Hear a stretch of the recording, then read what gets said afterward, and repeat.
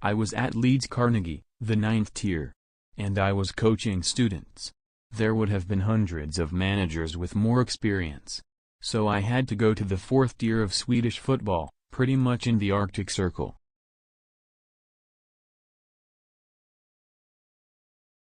People think that coaching is about winning football matches, which, of course, it is, but throughout my career it has also been about helping people become better, more able to deal with life and be more successful in their lives, on and off the football pitch. Whenever you start a new job, it's always a bit daunting, the unknown. We are our own worst enemies, and as a coach you can help people recognize that, raise their self-awareness, and then see if they change or do anything about it.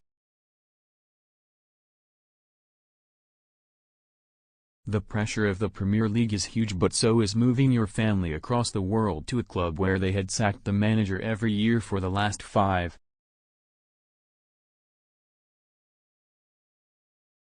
When it is 1-0 and you have been dominant and you have restricted the home team to pretty much nothing, if you do not score the second goal, then that is football.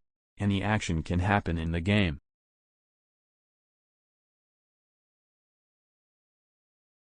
Without those experiences in higher education I wouldn't have been able to do this job.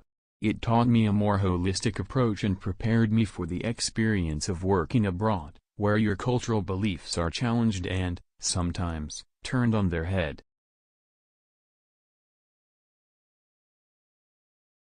We thought of cultural activities as a way of taking players out of their comfort zone and building team spirit, helping them be braver, and a bit more comfortable in the uncomfortable situations. When you involve the community and that they get interested. I played football because I loved the game, but I didn't enjoy the focus on not making mistakes and the culture being essentially one of blame and a little fear. I was obviously never good enough to play at a top level, or even anywhere close to that, if I'm being honest. That's the reality. You cannot win all the time, and, often, we don't win that much. You have to have something, and I think if we can create an environment where people genuinely think that we are trying to help them, trying to improve them and make them better, then okay, maybe they will try a bit harder, and do a bit better for the team and the club. I remember doing my first coaching sessions at Macclesfield, when I was still playing, and I was just terrible. I felt really uncomfortable standing in front of people, and it felt very odd. It was not something I was naturally comfortable with at all. I needed to learn to be a coach initially.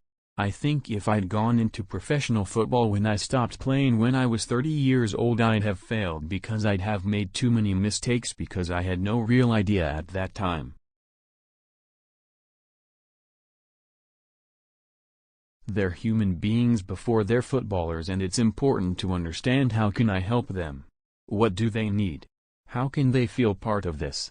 How can they feel they're improving in their career? Because my job is to help them get better, play better football, earn a better contract, whatever it is. All I can promise is I'll do my very best. I'll try as hard as I can. We want our teams to be able to entertain the supporters. They're such an important part of the industry, sometimes forgotten a bit. At the Amex they'll be very important for us. So we'll try and entertain. At the same time, I know we're in the results business. I'm not naive. Sometimes there is a disconnect between footballers and supporters, because there are highly paid people here and supporters over there, and nothing in between. I'd read a classics book on the bus when I was at York.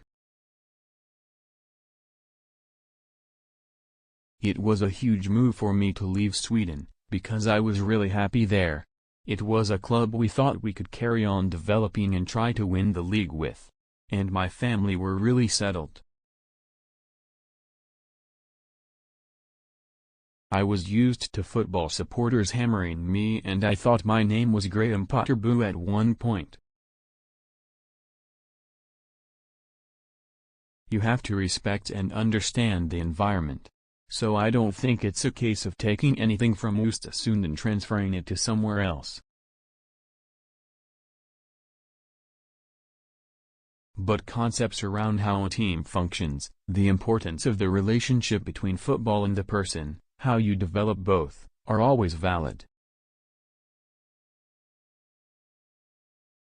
Players are fundamentally the same, regardless of what they earn. They want to improve and want to be part of something.